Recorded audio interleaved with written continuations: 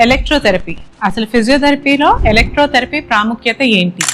యాక్చువల్గా ఎలక్ట్రోథెరపీ అనేది దానికోసమే మనం పేషెంట్ని క్లినిక్ దాకా రమ్మంటామండి.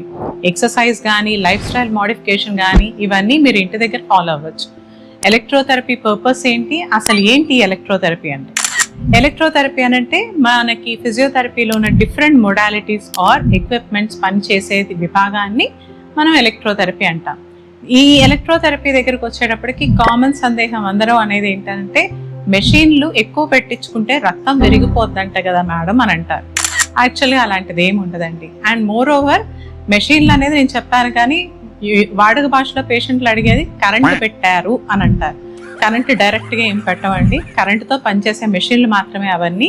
వాటన్నిటికీ మెడికల్ అప్రూవల్ వచ్చిన తర్వాత, అంటే శరీరానికి ఏ హాని ఉండదు అని అప్రూవల్ వచ్చిన తర్వాత మాత్రమే ఫిజియోథెరపిస్ట్ వాడడానికి పర్మిషన్ ఉంటుందండి. సో బేషరతుగా ఫిజియోథెరపిస్ట్ అడ్వైస్ మేరకు ఎలక్ట్రోథెరపీ ఎప్పుడు అవసరమో, ఎంతవరకు అవసరమో వాళ్ళ సూచనలు ఫాలో అవుతూ నిర్భయంగా పెట్టించుకోవచ్చు మీరు.